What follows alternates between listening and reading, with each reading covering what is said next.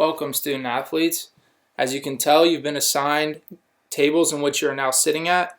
This was done so you can interact with others who you haven't met other than your teammates. Today I, Colin Beemeller, Daniel Boehm, and Samantha Weber will be giving this presentation on how to transition into college. Right now I would like to ask the staff and coaches to introduce themselves, starting from the bottom. Now we would like to know about what teams you are on, so I will ask everyone to stand on the teams that I call. First, we'll start with men's soccer, women's soccer, men's cross country, women's cross country, the football team, field hockey, men's swimming, men's diving, women's swimming, women's diving, volleyball, men's golf, and women's golf. Thank you, everyone. You can now be seated. Okay, now moving forward, thank you, Colin. We're going to talk a little bit about the goals and objectives for this session. As stated earlier, we are talking about your transition to being a college student athlete. There are three main goals and objectives that we are going to hit on through today's program. The first one is we want you to be able to recognize the difference between high school and college life. There are a lot of added expectations on you now that you are a collegiate student athlete that you may not have had to deal with when you were a high school student athlete. The second point we're going to be talking about is time management. As you realize, your parents are no longer here, so it is up to you to be responsible and manage your time wisely. We're going to be interacting with each other and some of the staff members to formulate ideas to help you be effective time managers this semester. And the third goal and objective is we're going to expose you and talk to you a little bit about the resources here that you can utilize when you are reaching your goal, and we will also discuss how to create goals. So at your table groups, I would like you to take the next 3 to 4 minutes and discuss some of the differences that you have already seen between high school and collegiate athletics. That can be anything related to class, to life, to practices. But you've got about 3 to 4 minutes. Go. All right, great work, everybody. As you can see, we've compiled a list of some of the things that we talked about. Just some highlights that all of you discussed from high school life. I'm not going to go through all of them, but some of the biggest ones are your 8 hours of class is very specific. Typically, you were used to going to school from about 8 in the morning to maybe 3:30 in the afternoon. And another one that we want to highlight is you only had 2 hours of practice typically in high school. This was usually after school, or maybe some of you had it before school or later in the evening. But again, now that you're in college, that's kind of changed. Lastly, we're going to talk about participating in multiple sports. Okay? Many of you were 2-sport, 3-sport. We even have some of you that were 4-sport student athletes in high school. Okay, that's kind of changed now. Most of you are only participating in one sport.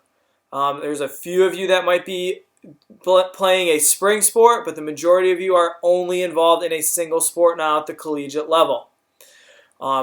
So as you can see, life was much simpler and much more structured for you when you were in high school.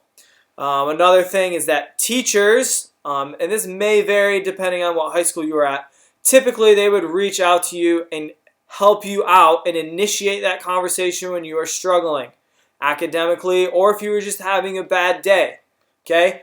Your college professors, while you will be able to establish good relationships with them, they might not always be willing to reach out to you. You have got to sort of learn to put the effort in and connect with them.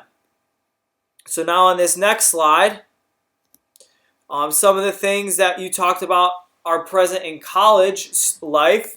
Okay, you manage your own schedule. Okay, that means you set your alarm clock. You're responsible to getting yourself to practice, arranging times to go see the trainer if you're dealing with an injury, making sure you're getting up to eat and participate in good meals. You may have practices multiple times a day. I know we've just kind of concluded the preseason training time. All right, some of you were practicing 3-4 sessions a day. That was not the case for many of you when you were in high school. Sport participation is voluntary. Okay, this is a Division III institution. While we did recruit you to come here, you do not have to continue to participate. Another thing, back to academics, you are responsible to keep track of studying. That means you need to figure out when your work needs to be handed in, what time needs to be allotted to each class, and making sure that it gets done in a timely manner. The last point, attendance. Okay, while your coaches may have specific attendance policies, and as student athletes, we expect as athletic administrators that you are in every single class. We do realize things come up. You might be sick. You might have a family emergency. But attendance is not necessarily being checked every single time by your professor. Okay, you need to make sure that you get to class because you are here to learn. All right, so that kind of wrapped up our little differences section. Okay, now at your table, I want you to figure out 10 to 15 things that you can do as a table to effectively manage your time. Go.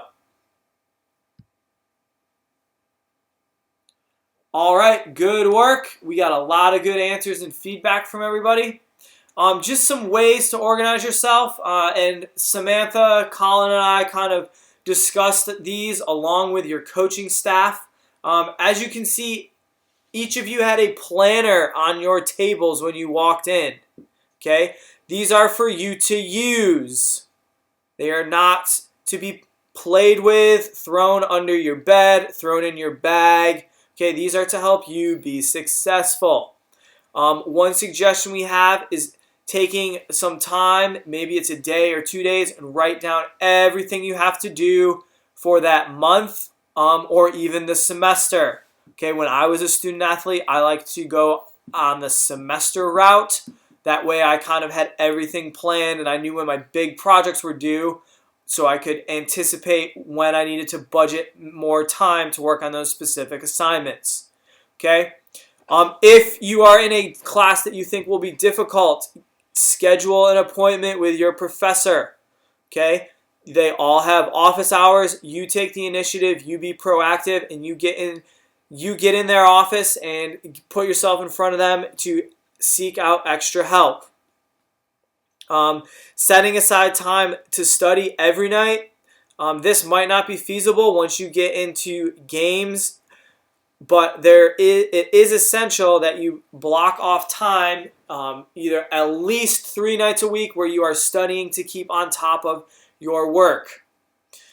And another thing, you might have to say no to some things. Okay, your time is already precious, and you don't have that much of it. You are student athletes, so obviously school is your number one priority, but your sport is probably your second most important priority right now. Make sure those things stay at the focal point, and you might have to say no to going home to see your parents on a free weekend or going to your friends for a weekend.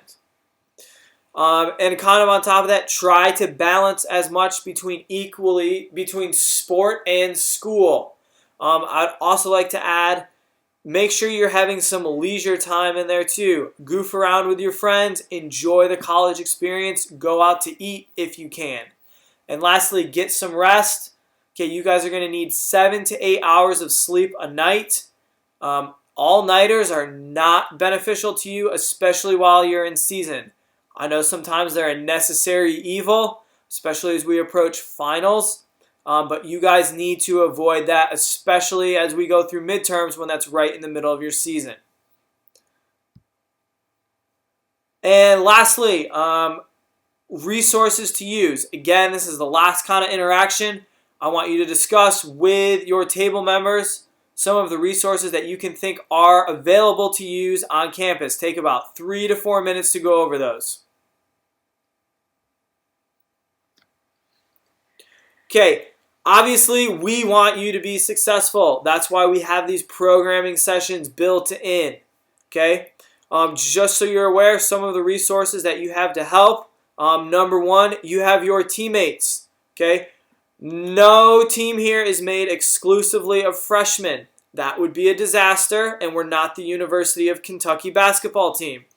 Okay, use the upperclassmen on your team as a resource to help you get through your first semester. Okay, it is a huge adjustment that you're going through right now. So it's essential that you lean on those upperclassmen that have been in your shoes before. Your professors. Okay, one of the benefits of being at a smaller school like this, we are generally all on the same team. Your professors want you to succeed.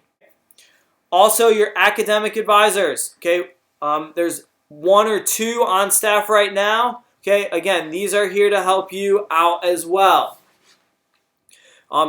Schedule meetings with them. Go over your planning sessions with them. Just get involved and introduce yourself to them. Coaching staff. All right, your coaches want you to be successful on the field. Okay, off the field, academically. They want you to be successful once you leave the school. All right.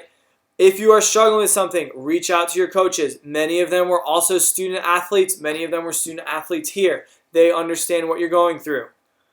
Family and friends. Okay, a big transition in college is getting used to being away from your family and friends that you spent a lot of time with back home. Some of you had really tight-knit family and friend circles. Okay, you get a chance to meet new friends, which might turn into your family. But still use those resources at home. Give someone a call. Take time to call. Spend time with your family if they come to visit. Student organizations, we're not going to go into each one of these, but there are multiple organizations for you on campus for either support or to just have extra involvement if you would like. And lastly, career services. This will help you as you're starting to realize that, hey, I'm here for 4 years, but that's going to be a quick 4 years. What do I want to do? Where do I want to focus? How can I get there? Okay, lastly, SMART goals. All right, how do you set a SMART goal, or what is a SMART goal? Okay, take another 3 or 4 minutes. Talk with your table members. Okay, think of if you can discuss what a SMART goal is for you this semester. Go. All right, very good. SMART goals. All right, one of the ways to do this is, as we talked earlier with time management, lay out your schedule. Okay? Number 2, determine how long it will take you to complete your tasks. And lastly, make tangible steps to complete these tasks. So for example, if my goal is to run a marathon, okay, a tangible step for me would not be to wake up the next day, tomorrow, and run 26 miles. A marathon is 26.2 miles, so I don't want to push myself. But if I can just roll out of bed and run 26 miles, that is not a tangible step. I might need to start with a 4-mile run. Then gradually build into that, okay? I'm also not going to be able to run a marathon in a week, okay? It would probably take me the course of the semester to train for it. All right, so that's just kind of an illustration of laying out your schedule, figuring out how long it will take you to complete your tasks, and then making tangible steps to get to those tasks. Make sure they are measurable, and that you're kind of reflecting and reviewing them frequently to see if you need to adjust the goals that you've made. And lastly, with your table members, before we go, all right, I want you to share what are your goals. Hold each other accountable. I know that you're put on sitting at tables currently with people that are not part of your specific team, but I want you to interact with them and kind of see what their goals are and work together because you guys all are student athletes and you need to use yourself as a support system. Go. All right, thank you so much. On behalf of the rest of the staff, Samantha, Colin, and I just want to thank you for taking some time to interact with us today. I hope this was beneficial to you and that you guys will be able to use this information to achieve academic and athletic success this fall semester. Have a great rest of your day.